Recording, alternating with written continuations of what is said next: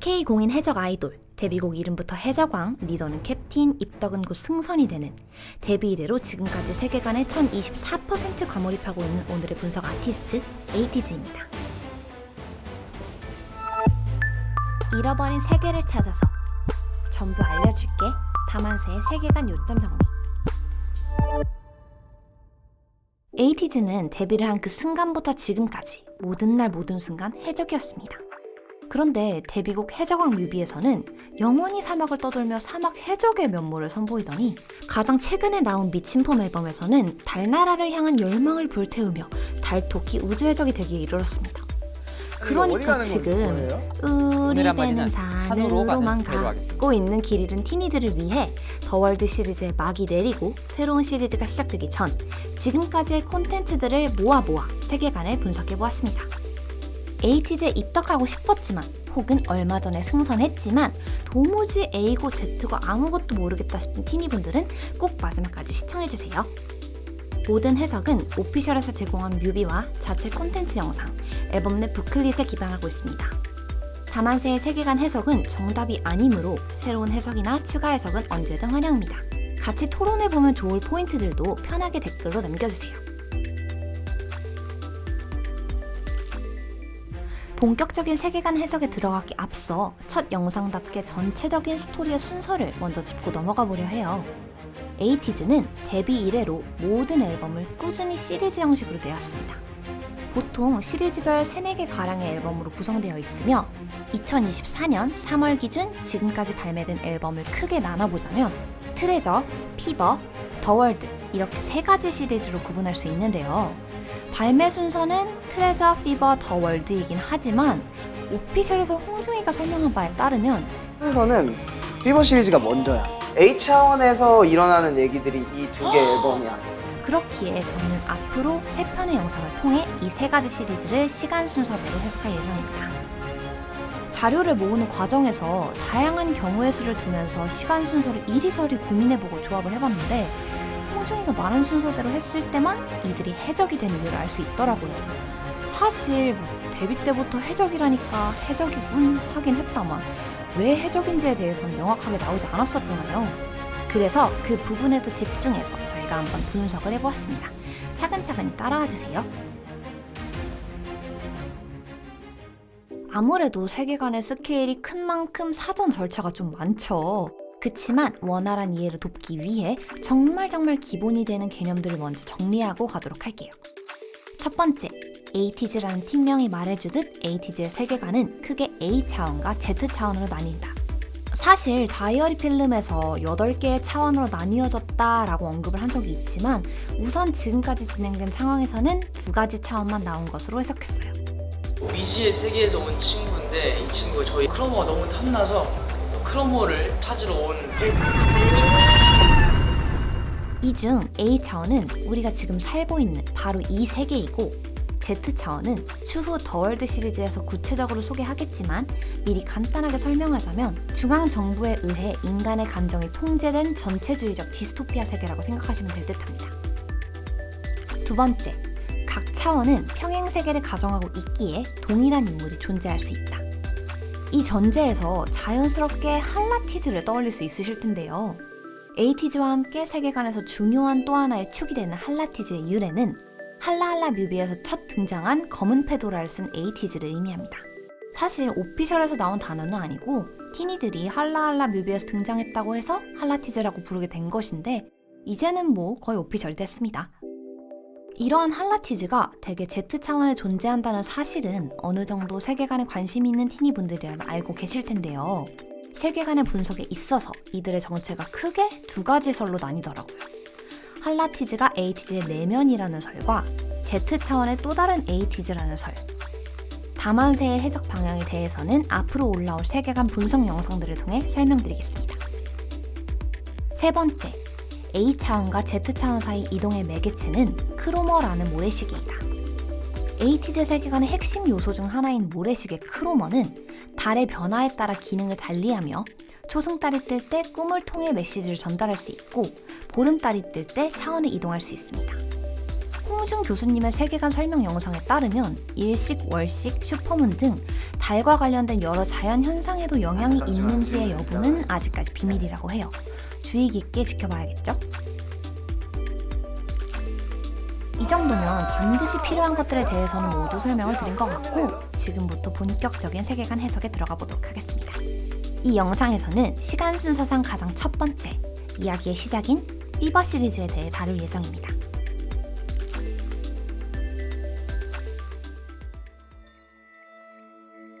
여기 이 모든 이야기의 주인공인 8명의 소년들이 있습니다. 청춘의 열병을 겪고 있는 그들에겐 각자의 사정이 있는데요. 홍중은 흩어진 가족들을 다시 모으고 싶은 마음에 TV 속 반짝이는 스타가 되고 싶어 합니다. 본인이 세운 규칙들에 매여 살던 성화는 누구보다 자유롭게 춤추는 한 소녀를 본 후로 그녀에 대한 향수에 시달립니다. 춤을 좋아하는 우영은 시선을 의식할수록 몸이 굳어지는 무대 공포증을 겪습니다. 부모님이 정해둔 쳇바퀴 같은 일상, 제한된 자유 속 여성의 유일한 일탈은 기계와 악기를 분해하고 재조립하는 시간뿐이었습니다. 늘 잊고 있는 산, 그러나 잦은 이사로 인해 쌓인 외로움과 어디론가 끌려가는 듯한 무력함을 항상 삭히고 있습니다. 교통사고로 친형을 잃은 윤호는 형에 대한 그리움과 죄책감으로 음악이라는 형의 꿈을 대신 이루겠다 결심합니다. 농구선수를 꿈꾸던 종호는 부상으로 인해 자신이 계획하던 미래를 한순간에 잃어버리고 방황합니다. 타인들과의 관계에 어려움을 겪고 혼자의 길 선택하는 민기는 친구 하나 없이 도피처인 음악에만 매달려 왔습니다. 이렇듯 저마다의 결핍을 가진 소년들은 심장의 두근거림을 따라 아지트라는 상징적 공간에 모입니다. 세상의 타협과 길들여짐 하나 없는 그들만의 아지트. 이곳에서 소년들은 처음으로 있는 그대로의 자신을 알아주는 사람을 만났고 함께 음악이라는 꿈을 키워갑니다. 행복한 기억들이 쌓이고 서로가 서로에게 새로운 꿈이 되어갑니다. 땡스 뮤비는 이 시기 소년들이 함께 쌓은 추억을 다루는 것으로 보이는데요. 인터뷰에서 산이 80s만의 청춘을 풀어낸 앨범이라 언급하기도 했고, 뮤비 곳곳에서도 세상의 규칙을 벗어나고 싶었던 10대의 청춘, 열정, 에너지가 잘 드러납니다. 특히 너 그러다 후회한다고, 조금 더 크면 알게 된다고 등의 가사나 촬영지가 학교라는 점, 멤버들의 의상이 교복이라는 점은 이 뮤비의 정체성이 청춘의 반항과 방황의 서사에 있다는 데 힘을 실어주는데요. 깃발투항을 하는 게 좀 인상적이긴 하지만 뭐 너네가 행복해 보이니 됐다. 그러나 행복의 순간은 잠시, 타오르던 꿈은 금세 현실에 부딪혀 8조각으로 깨져버립니다. 이는 그 자체로 꿈을 상징했던 그들만의 공간, 아지트의 붕괴로 표현되는데요. 아지트의 존재를 알게 된 여성의 부모님이 이곳을 폐쇄한 것이 표면적인 계기이긴 하나, 민기와 종호의 일원은 아지트에서의 시간이 깨어질 것 같이 불안한 찰나의 행복에 불과했음을 알 수 있게 합니다. 현실에 부딪혀 혹은 스스로에 의해 또다시 꿈을 잃고 방황하는 소년들. 각자의 공간으로 돌아가 저마다의 열병을 겪는 이들에게 언젠가부터 반복적인 꿈이 찾아옵니다. 그러던 어느 날 홍중은 꿈을 통해 검은 페도라를 쓴 남자를 만나 크로머를 전달받습니다. 꿈에서 깨어났음에도 손에 들려있는 크로머를 한 바퀴 돌리는 순간 8소년이 다시 처음 심장이 뛰었던 그곳으로 돌아갑니다. 그리고 이때 모래시계 속 모래가 역류하며 차원이 이동합니다. 우리는 살면서 한 번, 어쩌면 여러 번 인생에서 가장 원했던 꿈이 좌절되는 순간을 맞이합니다. 이번 앨범의 주요 소재가 된 멤버들의 기록은 우리를 그 순간으로 다시 돌아가게 합니다. 열병의 순간, 이들에게 펼쳐진 여정은 과연 무엇일까요? 그리고 이 여정이 우리에게 주는 의미는 무엇일까요? 그 물음에 대한 답은 바로 다음 챕터로 이어집니다.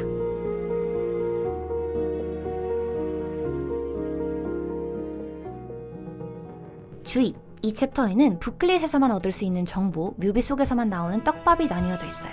둘 모두 빠뜨리지 않고 살펴보며 챕터의 전체 내용을 정리해보았으니 천천히 따라와주세요. 그럼 먼저 부클릿 속 소년들의 여정을 계속해서 지켜봅시다. 갑작스럽게 Z차원으로 이동한 소년들. 그러나 그들이 있던 아지트와 크게 다를 바 없는 모습에 소년들은 얼떨떨해합니다. 그 순간 흰옷을 입은 거구들이 들이닥치고 소년들이 들고 있는 크로머를 빼앗아갑니다. 속수무책으로 당한 일들에 혼란스러워하는 소년들. 그때 흰머리의 그라임즈 남매가 이들을 도와줍니다. 그러고선 대뜸 어느 날 갑자기 검은 페도라의 남자들이 사라졌어 라고 말하는데요. 도무지 역물을 알 수 없는 소년들에게 남매는 이들이 처한 상황을 하나씩 설명하기 시작합니다. Z차원이란 고도의 국가 성장을 위한 강력한 중앙정부의 지배하에 인간의 감정과 그에 영향을 주는 예술을 금지하는 삭막한 디스토피아입니다. 그리고 모든 개인이 개성을 상실한 이곳에서 남매는 사라진 검은 해적단을 찾고 있었습니다. 여기서 검은 해적단이란 중앙정부에 반대하는 연대인 레지스탕스로 사람들의 감정을 되찾아주고자 검은 페도라를 쓴 남자들이 곳곳에 불현듯 나타나 노래와 퍼포먼스를 보이곤 했다는 것이 특징적인데요. 이제 우리 에이티니가 잘 아는 사람들 같긴 하죠. 맞아요, 할라티즈입니다. 중앙정부는 저항운동을 하는 할라티즈를 잡으려 하지만 크로마의 공간 이동 기능으로 번번이 실패하다 신기술로 만든 안드로이드 가디언을 파견하여 할라티즈를 체포했다고 합니다. 여기서 잠깐 안드로이드 가디언이란 안드로이드 가디언은 Z차원 중앙정부의 결정을 집행하는 초법적 조직이라고 할 수 있어. 인간의 뇌를 조작하고 기계를 조합한 존재라고 할 수 있어. 이를 고려해본다면 아마 할라티즈들이 안드로이드 가디언에게 체포되기 직전 홍중이에게 크로마를 넘긴 것으로 보입니다. 그러나 검은 해적단이고 뭐고 갑작스럽게 Z차원으로 온 소년들의 관심은 오직 원래 세계로 돌아가기 위해 크로마를 되찾는 것에 있었죠. 남매가 알려준 정보에 따르면 크로마를 되찾기 위해서는 안드로이드 벙커의 위치를 알아야 합니다. 그러면 이제 이들의 다음 목적지는 유일하게 그 위치를 아는 이가 있다는 스트링랜드 폐기장이 됩니다. 그리고 그 과정에서 가디언에게 빼앗긴 소녀의 목소리 역시 찾아주기로 하며 소년들의 첫 여정이 시작됩니다. 소년들은 과연 임무를 완수할 수 있을까요? 바로 다음 챕터로 넘어가기 전에 부클릿의 내용을 토대로 짚어보고 가야 할 뮤비 떡밥들이 남아있는데요. 불놀이와 뮤비는 부클릿에서 말한 대로 Z차원을 처음 마주한 소년들의 이야기입니다. 먼저 뮤비의 시작 부분. 첫눈에 봐도 A차원은 아닙니다. 뮤비 속 스트링랜드의 모습은 마치 사막을 연상하게 하는 폐허와 같은 도시입니다. 실제로 뮤비에는 뿌연 모래 연기와 모래산이 반복적으로 등장하는데요.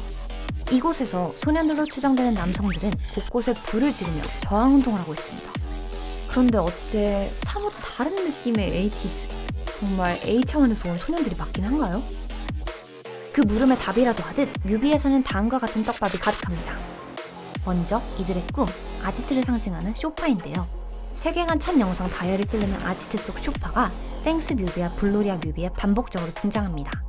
땡스에서 스쿨버스 위에 우뚝 서있던 윤호는 Z차원에서도 깃발을 꽂은 오토바이를 곁에 둔 채 차 위에 올라서 있습니다. 마지막으로 멤버들이 앉아있는 구도, 너무 비슷하지 않나요? 이러한 떡밥들은 공통적으로 A차원에서의 소년들을 떠올리게 합니다.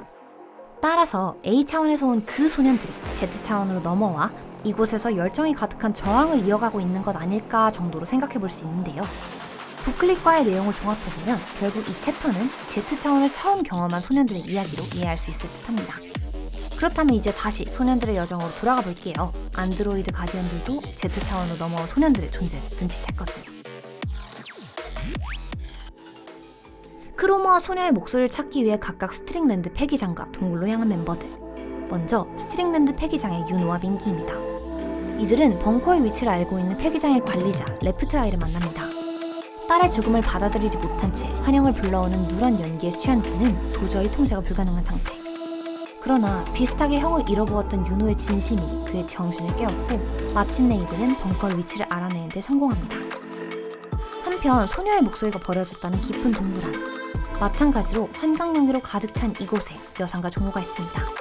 목소리를 되찾기 위해 종호는 더욱 깊은 곳으로 내려가는 중입니다. 그러나 방독면을 쓰고 들어갔음에도 끝내 환각에 취해버린 종호. 꿈인지 현실인지 구분되지 않는 순간 여상이 종호를 깨우며 목소리를 찾았다고 알립니다. 그렇게 모든 미션을 완수한 멤버들은 다시 모여 크로마를 되찾기 위해 떠납니다. 레프트아이가 알려준 벙커의 위치는 바로 한때 휴양의 섬이었으나 지금은 무인도가 된 가디언스 아일랜드에 있는 오래된 미술관인데요. 이곳에 도착하기 위해 소년들은 바다를 건넙니다. 그리고 다른 소년들이 잠든 사이 갑판에 나온 민기는 황혼의 하늘을 닮은 바다 위 노래하고 춤추던 날들을 그리워하는 그라임즈 남매와 레프트아이의 대화를 듣습니다. 그리고 보석을 품은 듯 반짝이는 바다 위 함께 춤을 추는 그들의 모습을 조용히 바라보며 절망 가운데 여전히 희망이 존재한다는 것을 깨닫습니다. 트레저 1집 수록곡 마이웨이의 가사는 이때 민기가 느낀 감상을 그대로 보여주고 있습니다.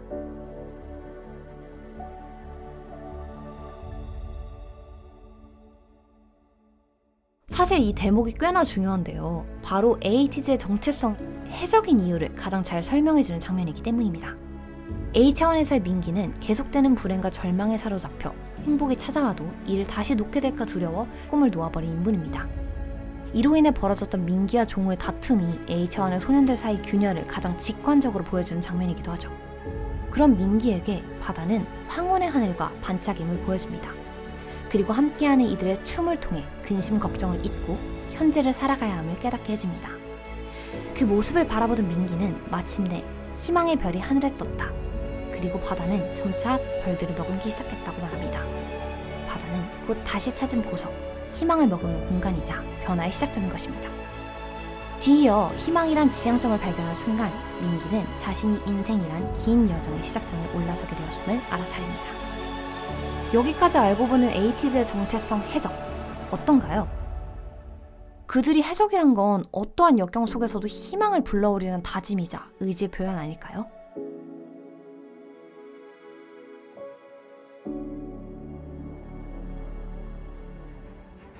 마침내 도착한 미술관, 가디언들이 널브러져 있는 이곳엔 누런 연기가 가득합니다. 환각을 자아낸 이 연기는 사실 사람들의 기억과 희망을 태워 만드는 것이었죠. 에이티즈의 수록곡 중 이터널 선샤인은 가장 행복한 기억을 소재로 삼는데요. 여기에 이전에 민기가 찾은 지향점이 희망이었다는 걸 생각해보면 이 누런 연기를 태워 자신들의 쾌락을 찾는 존재들과 에이티즈 사이의 필연적 대립이 예견되어 있다는 걸 예상할 수 있겠죠? 다시 돌아가서 누런 연기가 쏟아져 나오는 미술관에서 소년들은 유리감옥 안에 갇혀있는 할라티즈를 만납니다. 소년들은 그중 유일하게 깨어있는 남자에게 다가갑니다. 자신들이 소년들을 불렀다며 변화가 필요한 이 세계에 우리의 일을 이어달라는 밑도 끝도 없는 요청을 하는 남자. 마스크를 벗은 그는 홍준과 같은 얼굴을 가졌습니다. 어떠한 설명도 없이 선문답 같은 말만 남기고는 어서 손을 맞대라고 재촉하는 검은 페도라를 쓴 홍중. 무언가에 홀린 듯 손을 가져다 댄 소년들은 곧 그들의 블랙수트가 자신들에게 입혀져 있는 것을 깨닫습니다. 그 순간 들이닥친 안드로이드 가디언. 정신없이 도망가던 소년들은 어느 순간 여상이 사라졌음을 발견합니다. 그때 다른 쪽에서 크로마를 들고 등장한 여상. 환호하려던 찰나 가디언이 여상의 목덜미를 잡아챕니다. 크로마와 여상의 안전, 무엇도 선택할 수 없는 최악의 상황. 이때 여상의 머릿속에 A차원에서의 일이 스쳐갑니다. 자신이 조금만 더 조심했더라면, 그래서 아버지가 아지트를 폐쇄하지 않았다면, 아니, 자신이 그들과 만나지 않았더라면 소년들이 이곳에 올 일도 없지 않았을까? 여상은 이 모든 것이 자신에 탓같기만 합니다. 꼬리에 꼬리를 무는 생각 끝, 따라온 죄책감에 여상은 결국 희생을 결심합니다. 홍중이 가디언에게 크로마를 던지는 순간 여상은 이를 낚아채 소년들을 A차원으로 돌려보내고 가디언이 그들을 따라가지 못하도록 크로마를 깨트려버립니다. 마지막 순간까지 손을 잡으려는 홍중의 노력에도 두 사람의 손은 닿지 못합니다. 해적으로서의 정체성 확립과 할라티즈 계승, 이후 이야기에서 주요하게 언급되는 여상의 낙오까지 결정적인 장면들이 여러 등장했던 이번 챕터까지 잘 따라오셨나요? 여담으로 한 가지 말씀드리자면 이터널 선샤인 뮤비 속 마지막 장면에서 마치 차원 이동을 하듯 공중으로 떠오르는 산이와 우라이는 두 손을 마주 잡아요. 여상이는 그렇지 못했다는 잔혹한 현실을 한 번 더 강조하기라도 하듯이